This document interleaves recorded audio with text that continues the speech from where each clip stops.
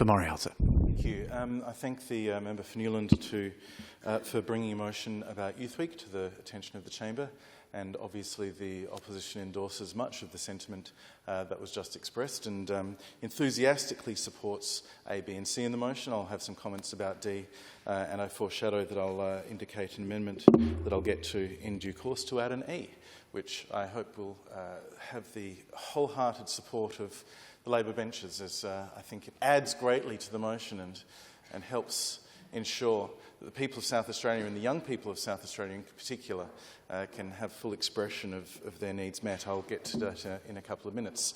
But firstly, I want to talk about the things on which there is absolutely no contention. And Youth Week is an important week. As Minister for Education, I appreciated the engagement the Department for Education was able to have with a wide range of youth organisations around South Australia, from the large NGOs, the Youth Affairs Councils, and to the smaller locally based ones, and indeed many councils I also acknowledge have engagement in Youth Week, running Youth Week events. Youth Week isn't the only week, of course, in the calendar supporting, identifying and noting the particular importance of young people in our state's polity. The motion ahead of us acknowledges that 266,000 young people between the ages of 12 and 24 years live in South Australia. I haven't checked the stats, but I'll take the member for Newland's word for it, and I'm sure that it certainly sounds about right. And those 266,000 young people, as the member for Newland says, do make a contribution to our state's social, cultural and economic life. Again, as Minister for Education,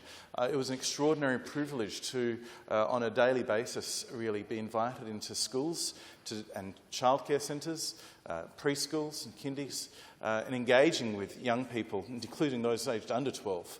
But indeed, all of those young people of school age and up to 24, as the motion identifies, who do contribute in that way, whether it is through their economic contribution and doing important jobs that help our society run.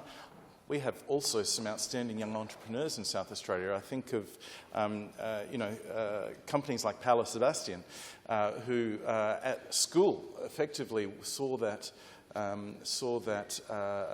business start to flourish well before the age of 25, and indeed not long later dresses on the backs of Hollywood superstars at Oscars and so forth. Young people in South Australia are brilliant. There are so many extraordinary young people who are leading the way, and I acknowledge them. I acknowledge the extraordinary contribution that so many other young people make in, of course, their engagement economically with the community, doing jobs that people need done, and engaging socially, building their experience that will indeed, in many cases, lead them to other jobs in the years ahead. The Marshall Liberal government worked really hard to help them along the way in developing improved pathways opportunities, so that when children are in primary school, which is now up to Year 6, when they go into Year 7, they're now in high school as a result of the work done by the Marshall Liberal government.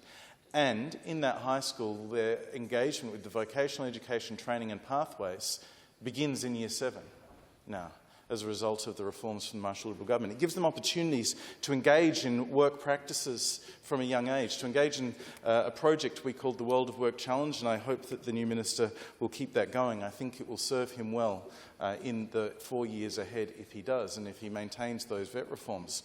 That engagement between the Department for Education and employers and industries to give more and more opportunities to young people to explore what their passions might be in a real-world sense, I think is tremendously opportune, and it shouldn't be constrained to just schools that say they have a note of vocational education training pathways, but it should be indeed something that all schools across South Australia are offering, and that was our plan.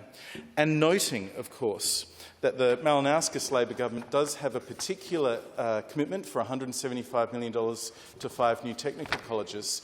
I don't want to be churlish and remove what is ultimately a self-congratulatory clause to an otherwise very, very strong motion.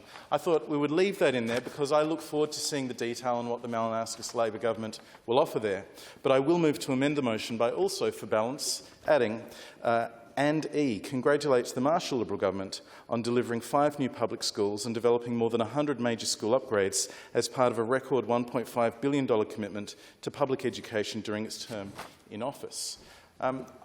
Now, it wasn't a motion that I was looking to just purely bring on today in its own right, but having had the government introduce through D of the motion a pat on the back for the work they claim that they will do, I think it is only reasonable to acknowledge that alongside that $175 million commitment by the Malinauskas Labor government to what they propose to do over the next, I assume, 4 years, we should also acknowledge that there's an enormous amount of work that's been done, and that support for our public education system in South Australia as an extraordinary enabler of opportunity for South Australia's young people to find their passion, explore that passion, connect it to a job and a career in the years ahead, is a bipartisan mission. It's an ambition shared by everyone in the chamber. And I hope that the government will therefore see fit to support the proposed amendment, which will, I think, highlight something the community calls for and longs for. It wants for us to work together. Rather than seek to remove the Malinauskas Labor government's pat on their back, I just simply seek to add an acknowledgement that I trust the Malinauskas Labor government will acknowledge that there was a substantial legacy of work provided to them when they came to government. And indeed, those 5 new public schools, 4 of them were open at the beginning of this year. And there is another one open at the beginning of next year. I take the opportunity again, as I have a couple of times previously, to reach out the olive branch of friendship to the Minister for Education. Thank him for reaching out to me and inviting me to turn the sod with him at the Ross Trevor School, the Morialta Secondary College. It was something that he didn't have to do, but it was a good thing to do. I think that the community appreciated that the government did that. I got a lot of good feedback saying, this new Minister for Education, what good on him, and good on him, and good on the government for continuing the work on that school at Ross Trevor. The Treasurer, the Premier, other ministers have been at pains to say that the Malinauskas Labor government is different to the Wetherill and Rann governments. And indeed, of course, the Wetherill and Rann Labor governments were proposing to sell, the Wetherill government, not the Rann government, but the Wetherill government was proposing to sell that patch of land for housing. Minister Boyer and this government are going to continue the work started by the Marshall Liberal government and complete a school there, which will serve children and young people in the eastern and northeastern suburbs very well for decades to come. So 5 new public schools, 100 major upgrades, total commitment of more than in the order of $1.5 billion. Actually, minor works to every single public education site in South Australia announced during the COVID budgets.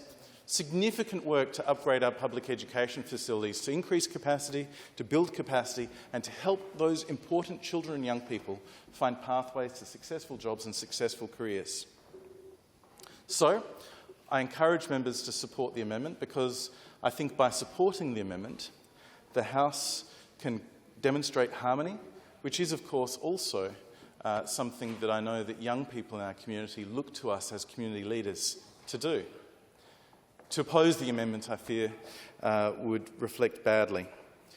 To support the amendment will cost the government nothing. It's just a pure acknowledgement that the Labor Party has come into government with a large body of work in public education done. Now, I want to also take the opportunity to acknowledge some of the very important work done around the year by other youth organisations. Of course, Children's Week is another week that we see later in the week, and I know that the Children's Week Association, I think, already has open nominations for awards, and I'm sure the Minister will enthusiastically engage with that organisation in the period to come as well. I note that the Department for Education, in conjunction with Government House, now offers a substantial program of civics and citizenship awards, and indeed, I understand the Minister presented those awards at Government House several weeks ago. I take this opportunity to apologise to the organisers of that event and indeed to the recipients that I was unable to join them on that occasion due to an unforeseen diary problem with some people who came to see me a bit early, and I didn't want to turn them away, so I had to miss watching those awards be presented, and I certainly didn't mean any slight to the Minister or the Governor or the recipients of those awards, but I'm sure they got on fine without me. and the Minister was in attendance, I understand, and very well received. So, with that moment of harmony and encouragement to the government, I look forward to the remainder of the debate. And I put it to members that if they oppose the amendment for E, then how can they hold their heads up and think that D is a worthwhile part of the motion? But we'll support it in any case, because we are supporting harmony and bipartisanship.